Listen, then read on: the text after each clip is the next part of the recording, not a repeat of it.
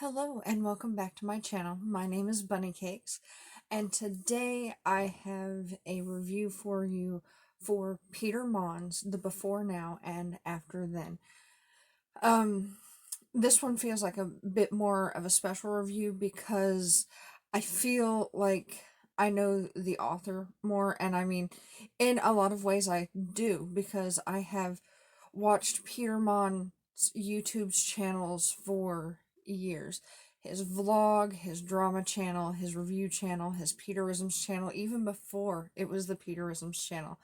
Um, I bought this book several years ago, back when I very first found out that Peter, oh, and his booktube channel, back when I very first found Peter, and I found him through his drama channel, but then I found his booktube channel, and Peter is how I discovered booktube, and he is the booktuber that inspired me to start my booktube channel the first time, and he inspired me to come back this time. Um, and so, like I said, I bought the book several years ago, and I just never got around to reading it. But recently, with the COVID-19 and everything happening and everybody being on self quarantine, Peter decided to read his book on his channel, on his booktube channel. Um, I created a playlist of his videos where he's reading it, and I'm going to link that down below for ease of listening. And I'm also going to do that because Peter's book isn't available for purchase currently. He's in between publishing houses. He did have it for sale on Amazon, and you can still find it, but because it's not Peter or Peter's publishing house selling it, the prices can get a bit crazy. Um, and I really feel like this one is special. I've said before about some of the audiobooks I've gotten into listening to. I really love it when the author is the one reading, because they know where the inflections need to be and they know where the important parts are, because they birthed this creation. And so when they read it, they can read it as only they would know how. And this reading is even more special because it's completely unedited.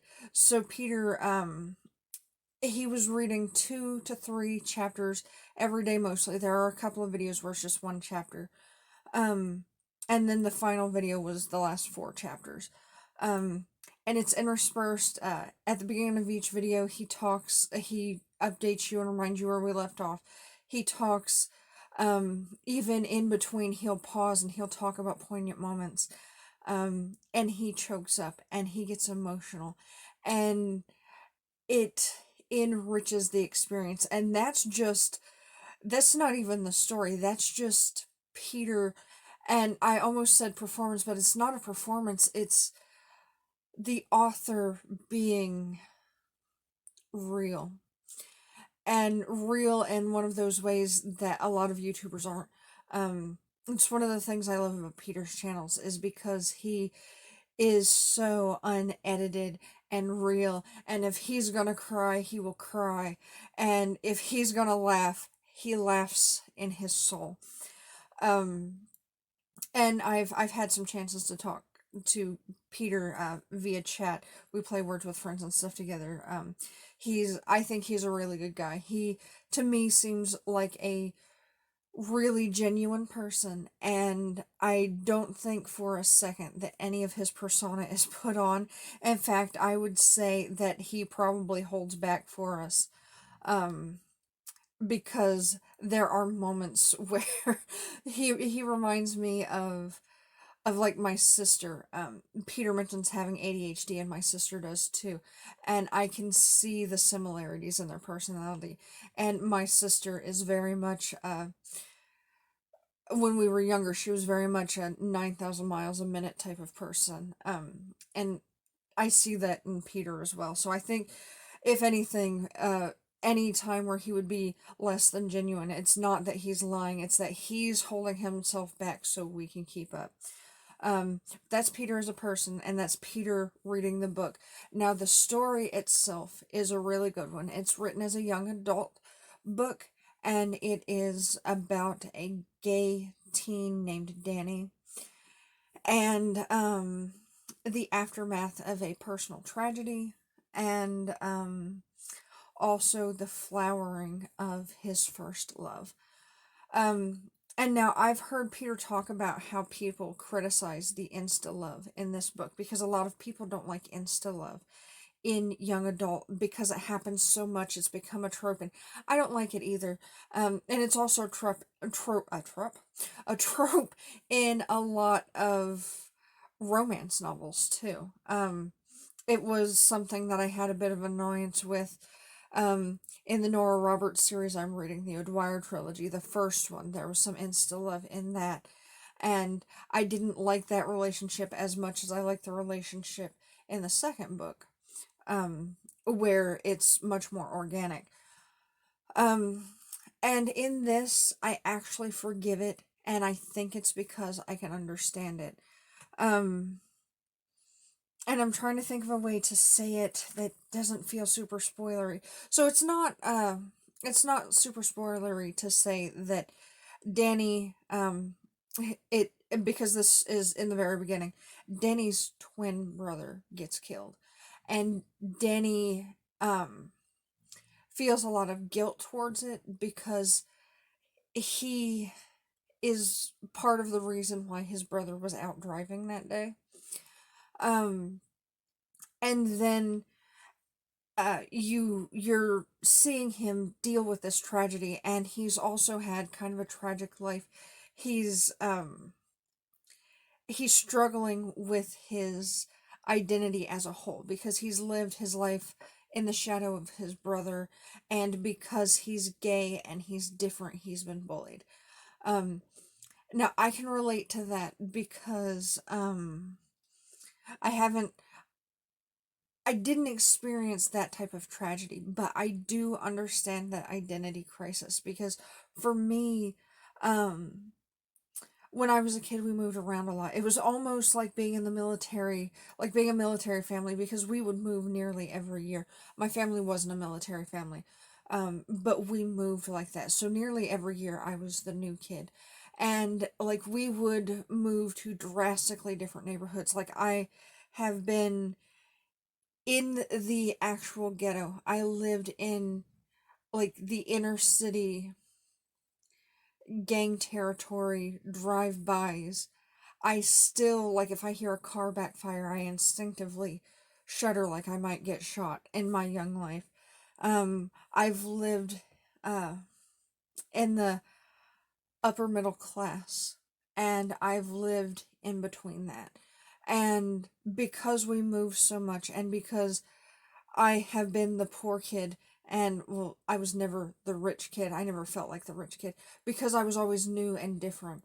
Um, I understand what it felt like to be the outsider, and I understand what it felt like to be bullied because being the poor kid, um, I moved from a school in the ghetto to a school in the suburbs.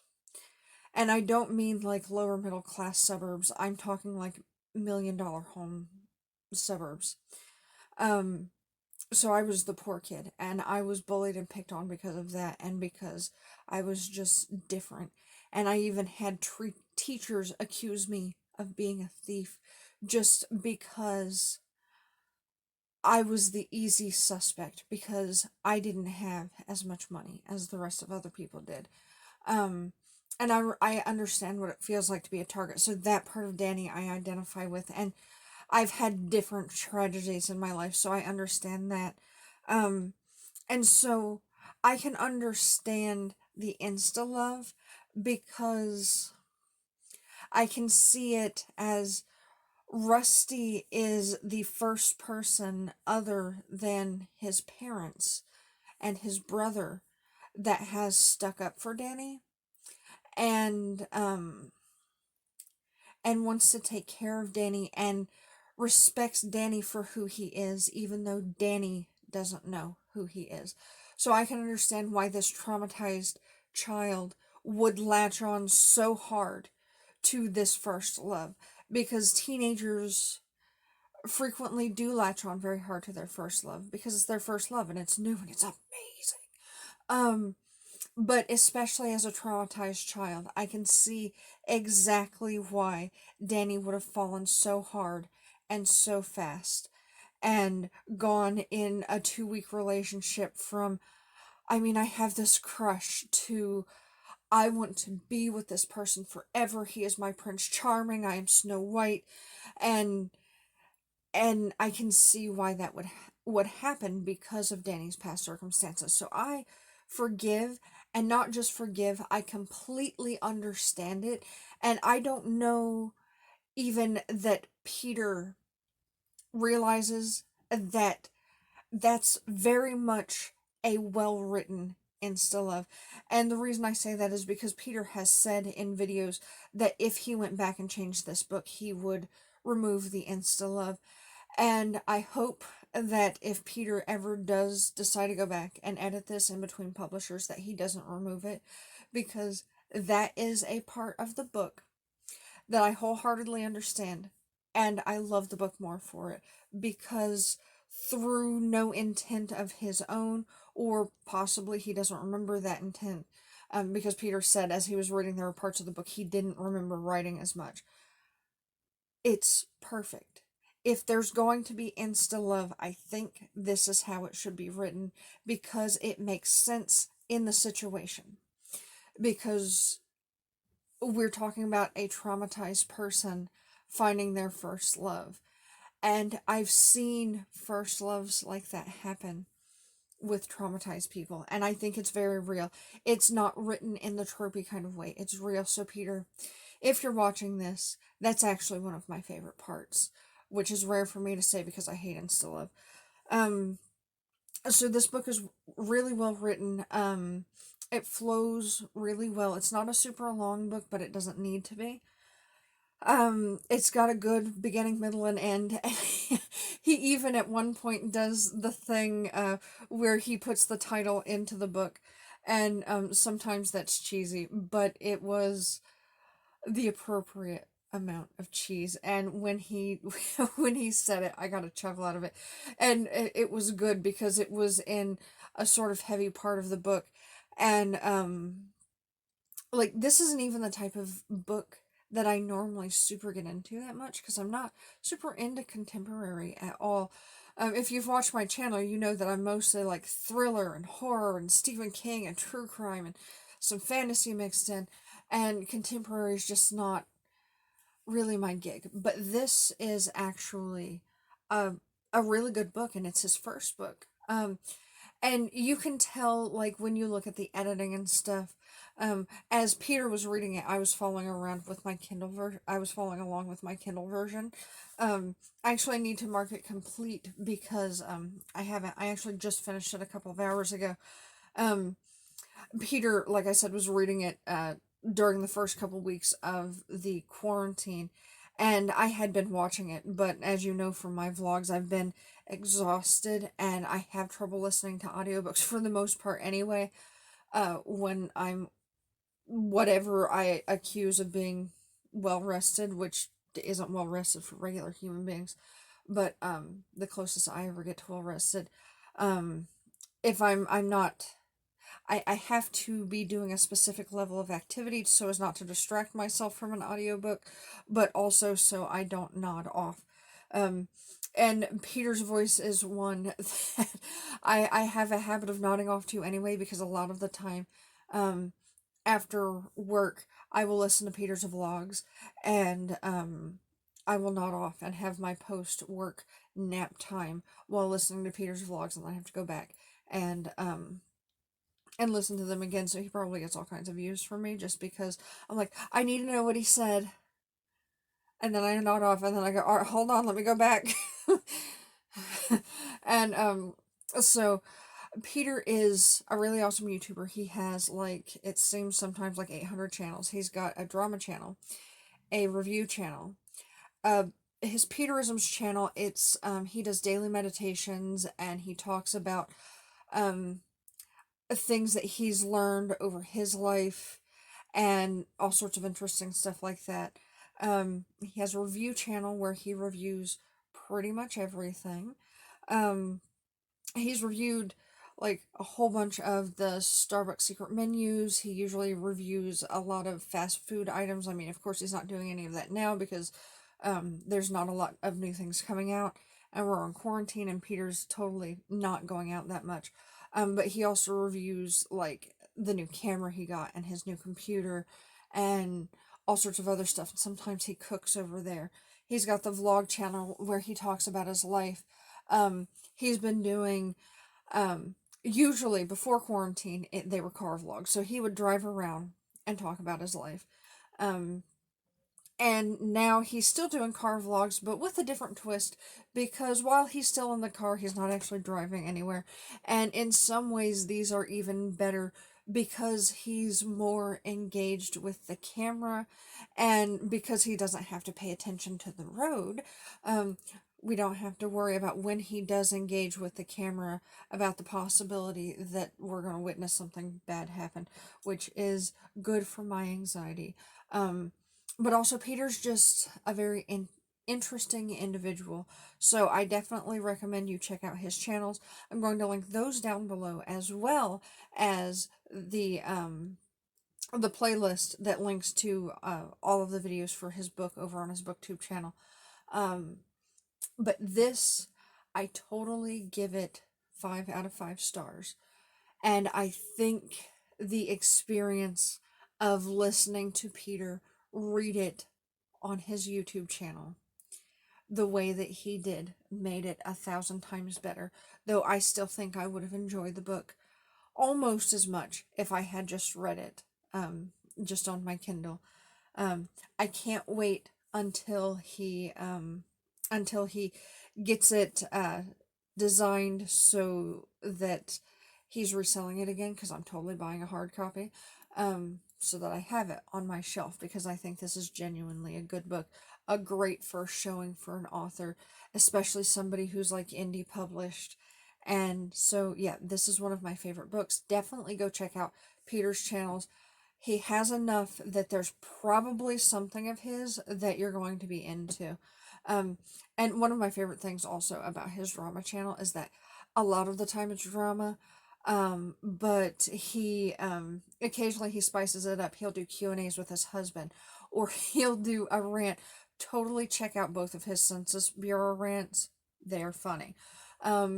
One thing I wish he would do, and he's not done in a long time, I love his magazine videos. So he'll get a magazine, like, you know, those magazines they sell at the grocery store, and he'll go through it and he'll read the celebrity drama, and it's hilarious. Peter, I need you to do a magazine video as soon as you can get out and get another magazine. Please and thank you. Anyway, now I've gotten off the topic of the book. This is a really good book. Since you can't buy it, even if you're not super into audiobooks, I think you would be able to listen to this one because it's broken up into short chunks, so you can sit and watch it like a regular YouTube video. The longest video in the series is like 33 minutes, and even that you could like start and stop if you want to. So this is also a good way to see if you can get yourself into audiobooks. So check those out. I love this book. And I don't say that just because I like Peter. I would have liked this book anyway. And, yeah, it's really awesome. I have a train coming, so, you know I don't edit. Hold on. Okay, I think we're good. Thank you for watching my video. If you like this video, please hit that like button, hit that subscribe button if you like my channel. Go check out all of Peter's channels. You'll find something you love. And check out this playlist that I'm linking below so that you can get the full experience of this book. And I think this is probably the best possible way to experience a book. And I wish that I could get this from another book, but it's such a unique experience. I don't think it's something that you're going to come across very often. Again, 5 out of 5 stars. Thank you for watching, and I do hope you have a wonderful rest of your day. Bye-bye.